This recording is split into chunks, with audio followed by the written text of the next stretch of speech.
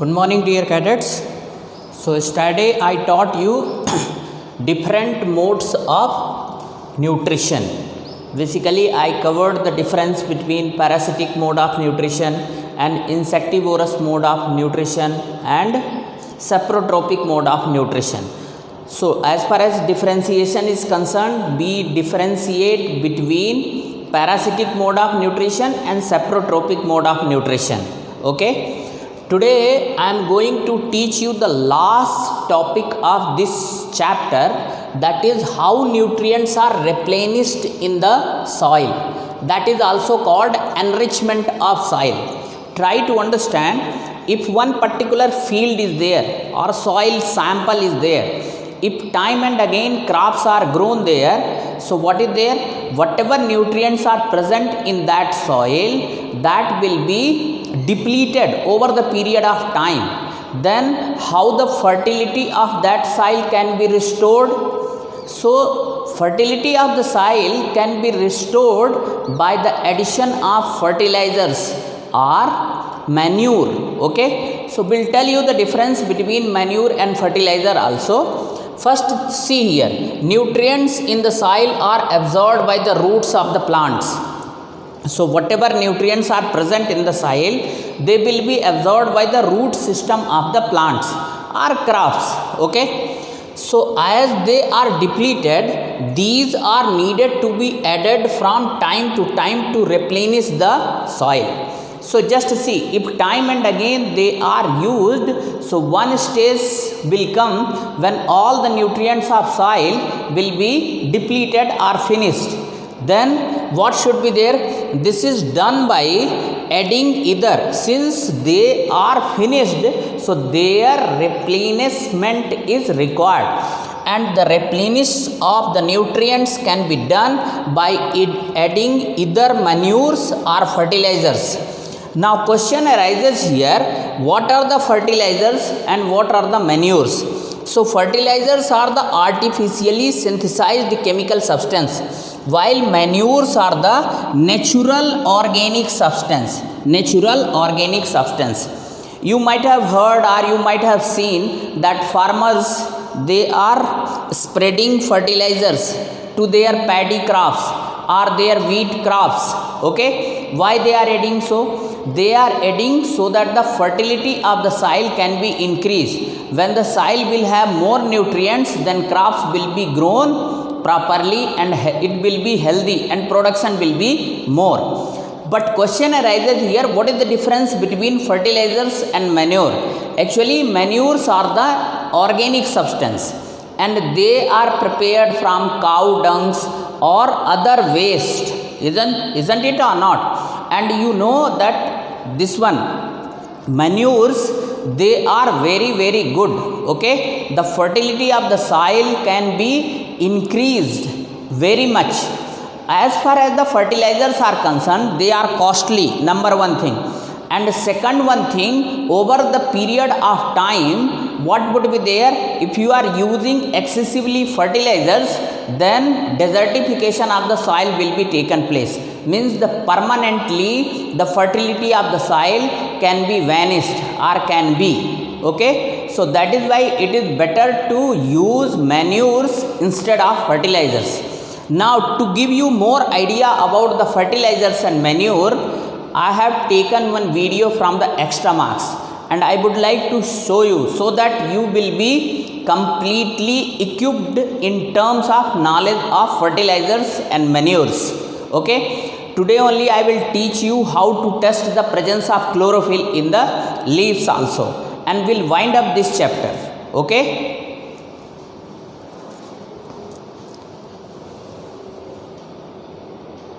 Plants require nutrients for their growth, development and production.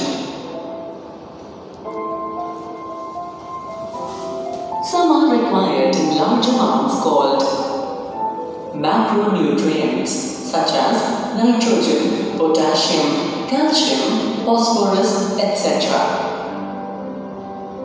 While some are required in small quantities called micronutrients, such as copper, zinc, manganese, etc.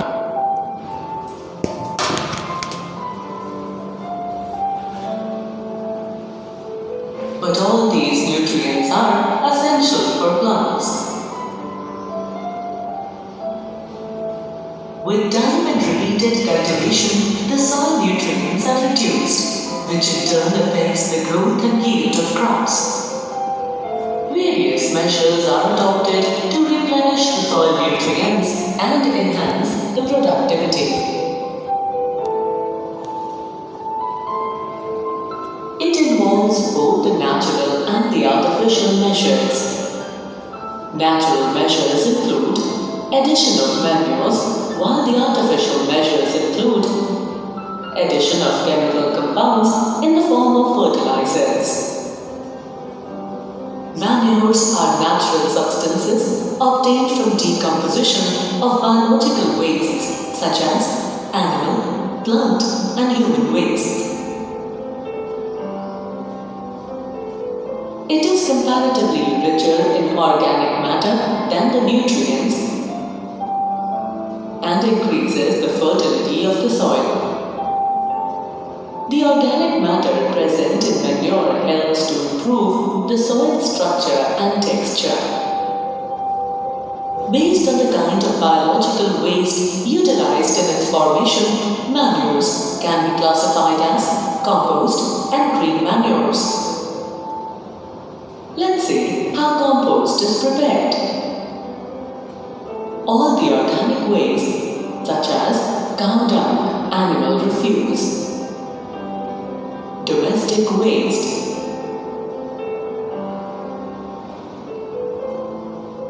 sewage waste, straw,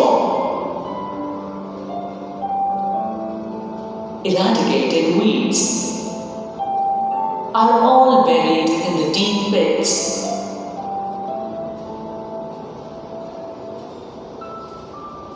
All these wastes are mixed well inside the pit. These pits are then covered with mud and soil.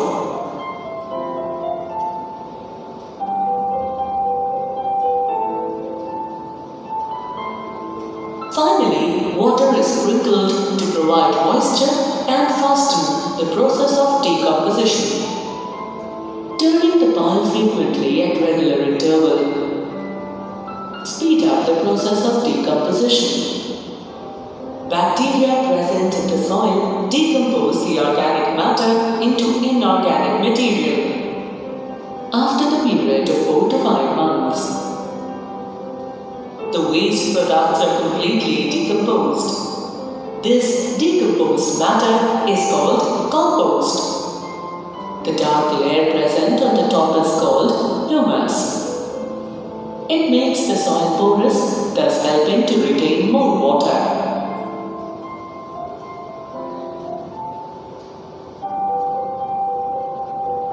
The compost formed is rich both in organic matter and nutrients. Preparation of compost using earthworms is also being practiced these days. Earthworm casting are rich in microbes that hastens the process of decomposition of plant and animal waste. The compost obtained from the process is called vermicompost. Green manure is a kind of crop cover grown at the top of soil in order to enrich the soil in nutrients like nitrogen and phosphorus. Plants like sun hemp, cowpeas, sorghum, millets, etc. are grown and plowed into the soil so that they act as mulch. Thus, green plants are converted into green manure.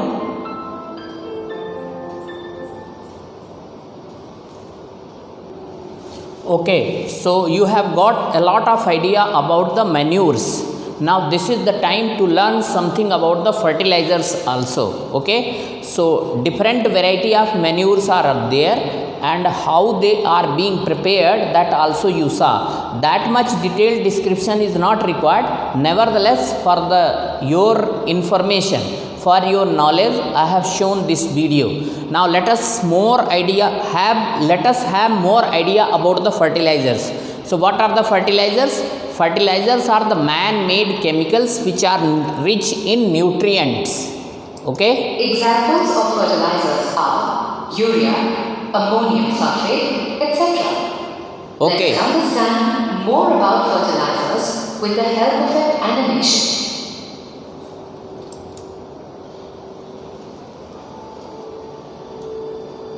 Fertilizers are artificially synthesized chemical salts or organic compounds rich in nutrients, especially nitrogen, phosphorus, and potassium. Some commonly used fertilizers are ammonium sulfate, urea, ammonium nitrate, and sodium nitrate. Fertilizers are used when the soil is deficit of a particular nutrient. They ensure development of healthy plants with good vegetative growth. But prolonged use of fertilizers may change the nature of soil, making it too acidic or alkaline. For example, prolonged use of sodium nitrate in same soil increases its alkalinity, while ammonium sulfate increases the acidity of soil. Excess of fertilizers applied instead of being absorbed by the plants gets washed away due to rain or irrigation. It reaches the ponds and lakes, leading to water pollution. Thus, fertilizers need to be carefully applied in terms of proper dose and time, as well as considering the pre and post application consequences. Usage of fertilizers over a long period of time in the same area makes the soil infertile, as organic matter is not replenished, as fertilizers do not provide any humus to the soil. This also affects the microorganisms present in soil.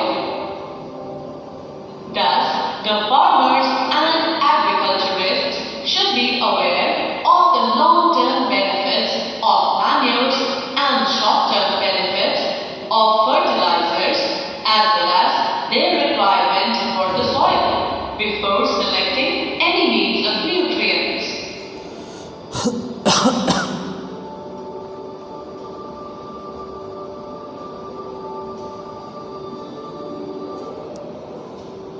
So for the long run, use of manures are good rather than fertilizers, because of course temporary the fertility of the soil can be used by the excessive use of fertilizers, but in the long run the fertility of the soil will be destroyed if you use fertilizers. So it is better to use manure, okay, to increase the fertility of the soil. Okay, so there is one more aspect of this unit, that is the nitrogen replenishment by rhizobium. You might have heard about this bacteria. This is one of the bacteria which is found in the root nodules of leguminous plant. Leguminous plant means peas, then what is there? Gram, beans, isn't it? If you uproot this plant, so you might be observing some nodules in their root. In those nodules, this bacteria is found. What is the specialty of this bacteria? This bacteria can fix the atmospheric nitrogen in soil. So the fertility of the soil can be increased. Means as far as the deficiency of nitrogen is concerned, this bacteria can replenish, can fulfill the deficiency of nitrogen. Question arises here how? Just see, Bacterium rhizobium traps the atmospheric nitrogen and converts it into soluble form. Okay, as rhizobium cannot make its own food, it lives in the root of the leguminous plants, peas, gram, beans, etc., to obtain food from root nodules.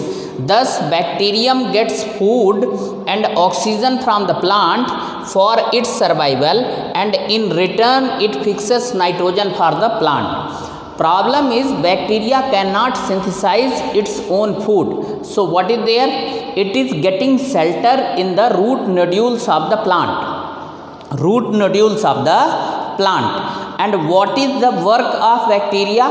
It traps the atmospheric nitrogen and convert it into soluble nitrate form. When that soluble nitrate is present in the soil, so automatically the nitrogen deficiency can be replenished. So who is doing this one? This bacteria is doing. So this bacteria is very good. This is the only reason that in some places of India, if you want to replenish the nitrogen deficiency, so farmers are growing the leguminous plant in that particular field. Okay, because in their root nodules this bacteria will be there, and this bacteria will fix the atmospheric nitrogen. So in this way the deficiency of nitrogen can be replenished.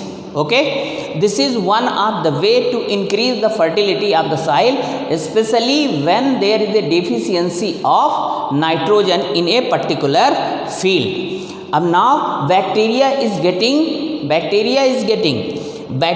is getting food and oxygen from the plant, and in turn it is fixing nitrogen to the soil. So both are surviving happily. Okay, now we'll teach you how to test the chlorophyll present in the leaf. Okay, so now test of presence of starch in leaves. Okay, so this is one experiment. I could have conducted this one in the lab if you would have been here. Since you are absent here, that is why theoretical aspect I will teach. How you will test the presence of starch in the leaves. So first thing is, what are the material required? The first thing is required is green leaves only. Okay, 2-3 pieces of green leaves you should collect. Then iodine solution and ethyl alcohol you should collect. Okay, these 3 materials only required. And petri dish. What is that one? Petri dish.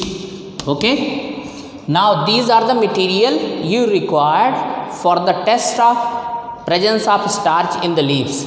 What is the procedure or method? Just see. First you should boil the green leaves in alcohol.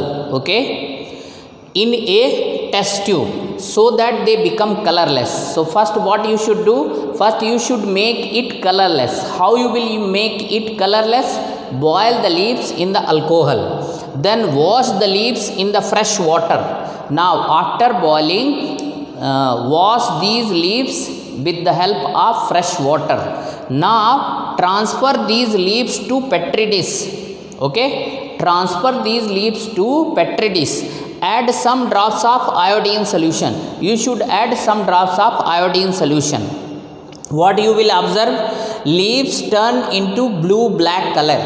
Now leaves will turn into blue-black color, and production of blue-black color indicate the presence of starch in the leaves. Okay, in this way we can test the presence of starch in the leaves. It is very simple method. If these things are available at your home, you can do at your home also. Okay, so in this way the presence of starch in the leaves can be tested. Okay, so today's things are almost completed, and almost portion is also completed. Now tomorrow onwards what I will do?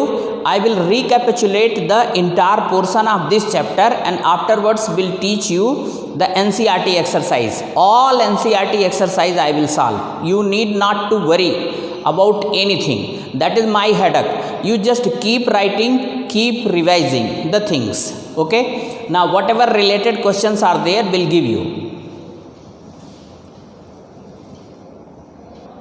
Okay, so these are the 5 questions which I selected from today's start portion. What is the first one? How is nutrients replenished in the soil?